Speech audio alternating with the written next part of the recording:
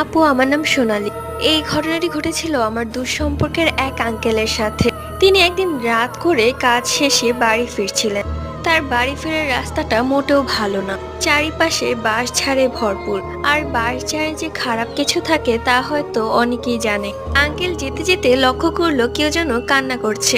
কান্নার শব্দটা আসছিল সেই বাঁশঝাড় থেকে। আঙ্কেল সেই বাঁশঝাড়ে উঁকি দিয়ে দেখে খুব সুন্দর একটি ফুটফুটে বাচ্চা।